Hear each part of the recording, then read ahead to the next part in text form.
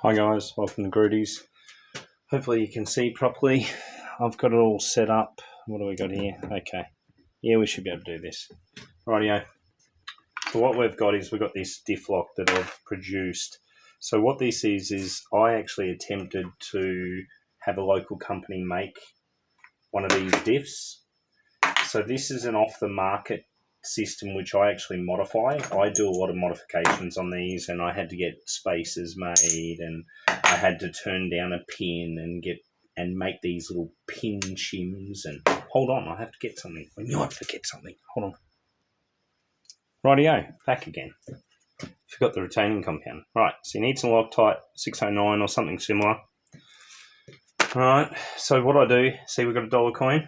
Right, so we start with the case. This E30 style case.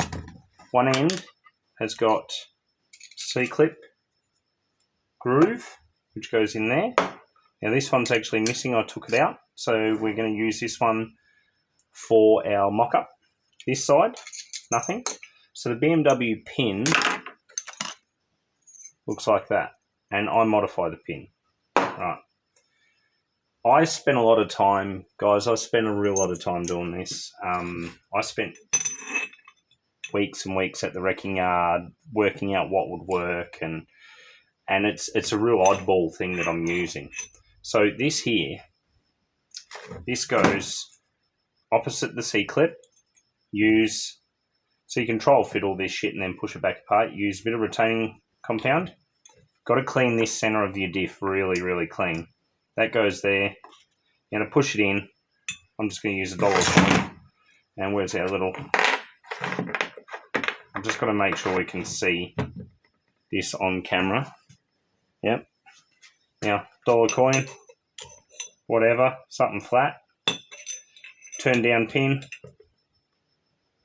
And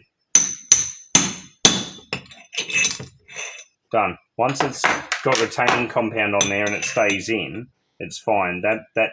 This was the issue that I had was this is version 2. Version 1, I actually inserted. I had my machinist, before he passed away, he actually inserted some pieces and we modified this case. But it was looking at $900 to $1,100 to do each diff.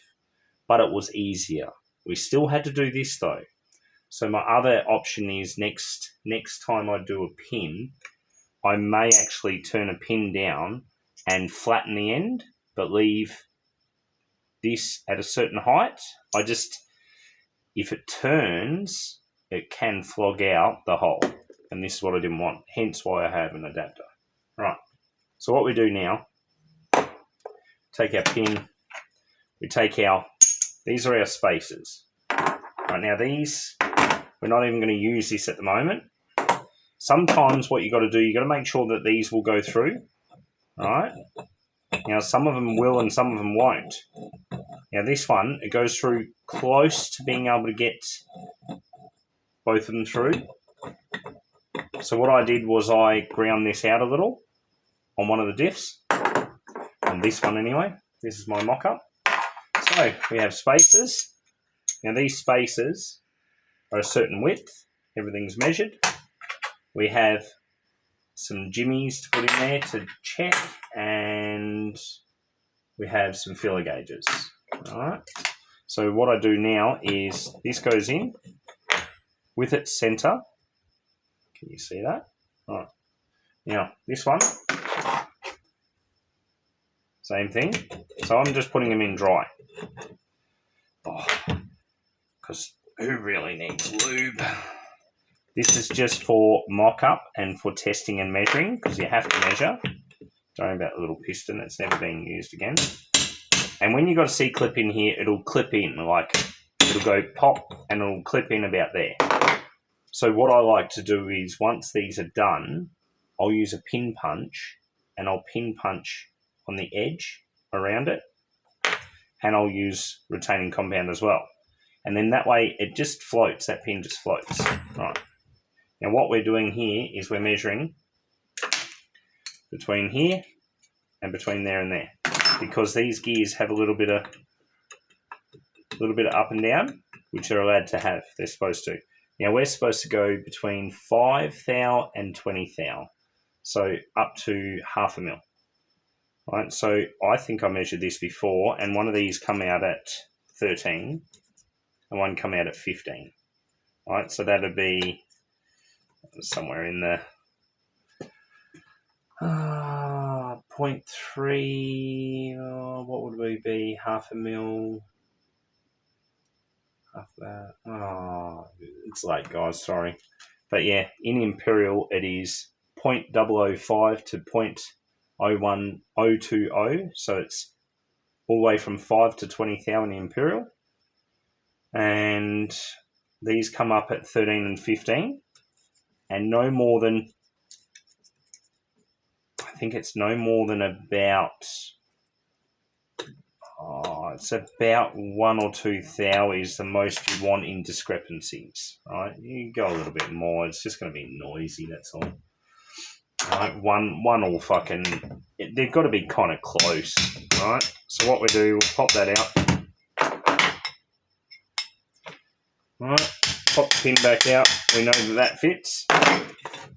Oh. You see that? My spacer come with it. But here's the thing with the spacer. The spacer will not come out once the diffs together, properly together, because there's a carrier in the way. This took me a while to work all this shit out. People ask, what I do with my spare time. I don't have any. Yeah, I've been trimming them, so it's fine. It's not like we have a huge fucking patch. Right, now, this is where it gets funky. This goes in here. Now, I've chopped down the things, so, okay, I've got to show you this. Right, to put them together, there's a spring and there's a pin, goes in, put that in, and the pins, I had to chop the pins down shorter. Alright? So the pins in the kit are usually longer. Now the reason I had to do that was to get them in here. So you need to be able to get one in. These have got to go in, and this is all dirty. So it's got to be actually be clean. It's just like building an engine, guys. Right, so this one, now, we're going to pull that out one way. You've got to hold it up. This is a real finicky pain in the ass. Right, now, this one goes this way. That one goes that way. And if you've got enough room, you'll just get it to slide in. Now, here's the funky part. Now that you've got that in like that, you can drop it down. You got to turn it. Now, this is where it gets fun. There is your little bits in there, which you got to lift up with a screwdriver. And then what you'll do is you'll just wriggle, line up this top bit in here, because it sits, because there's a tiny little reciprocal. So usually on these lockers, right, then they're a pain in the ass to put together these things. But once it's together, it's done. There you go. Line it up. Retaining compound here and here. Pin punch. Easy. The pin's not going this way because it'll hit inside here. Alright, inside here, this pin will hit up against the edge of this carrier. Now what we do now is we pull these. Oh no. Oh, that one's stuck in there. It's alright. I'll get that out later because I'm going to have to pull this back apart anyway. This is just a mock-up. So you pull them, and then you've got to measure this gap in here. Now this gap in here, see here? See how the teeth are not lined up? There you go. See that? Now that is probably at its largest that we want. So we have 155. So we're 153. So we can add 170. So 100. So we'll go 14.5. So 14 thou. No, it's 100. What does it work out? It's 145 to 170. So we're at 50. So we can go 20. All right. So if we go, we'll try the 13. That goes. 14, 15. 19, 20. Let's give the 20 a go. Doesn't go. Oh, that's good. So we're at 153. So we want to go 18 thou. And we're probably close to our limitations here. No, that's kind of tight. Same on this side. Yeah. So what we have is we have about 170, 171. So we're at the looser side of what it should be. And what it does, I'll show you, is one side will open up and the other side won't. There's only enough gap here for one side to open and pass. Now, if you go too big here, it can jump. Nice and easy. All right, well, that's it. That's it installed. See, I've got to get that one out now. That's going to be a pain in the ass. But I'm not going to keep poking at it. And then that's it.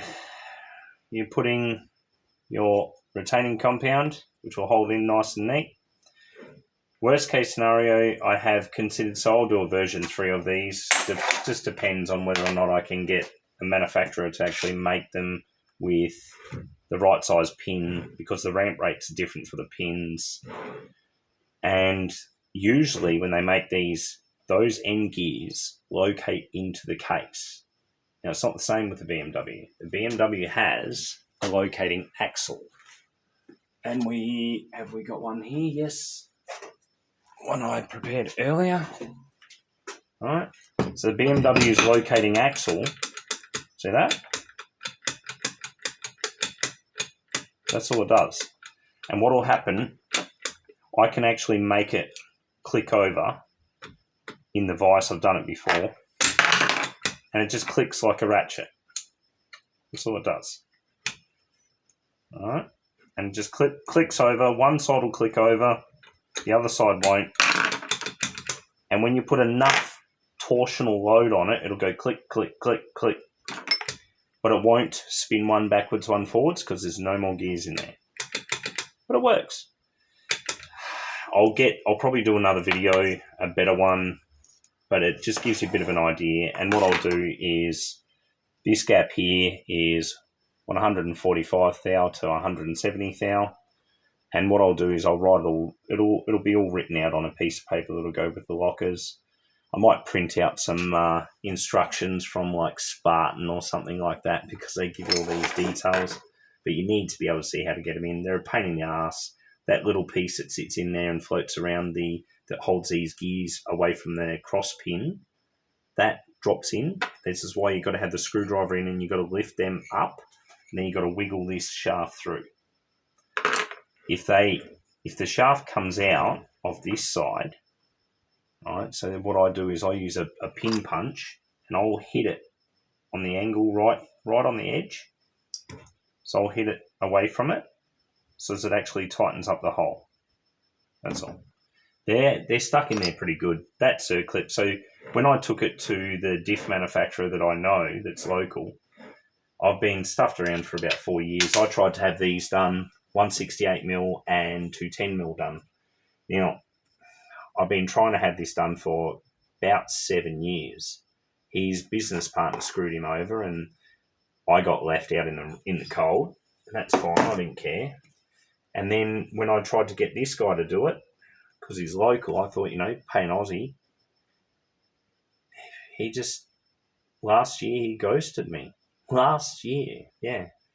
I bust these balls and I didn't even bust these balls tight. I just bust them a little bit. So what I did, guys, was, and I did this because I wanted us all to have a cheaper option for diffs. So I just made them myself. All right.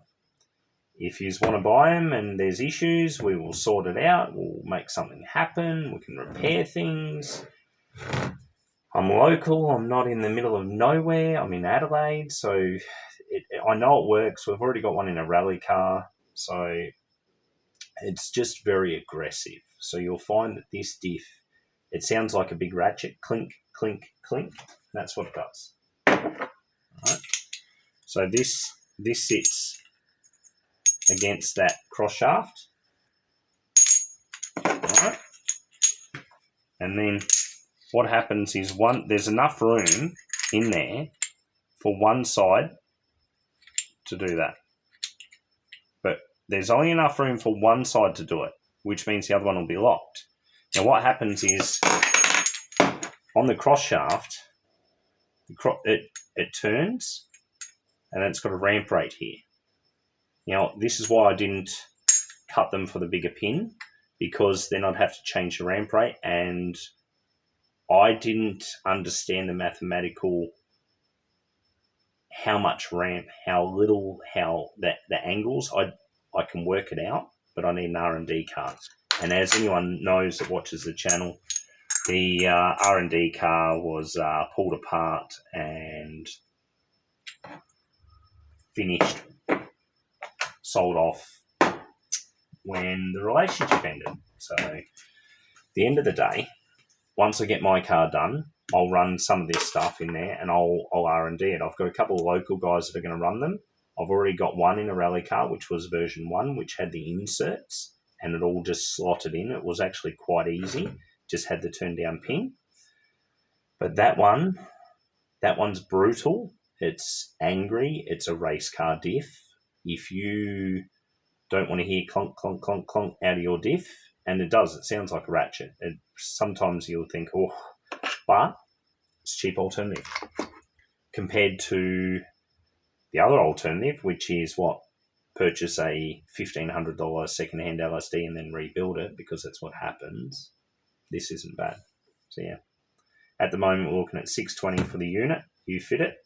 There might be some machining to do. Just little shit, like maybe these spacers might be too wide. If they are, you can send them back. I can machine them down. I can post them back out.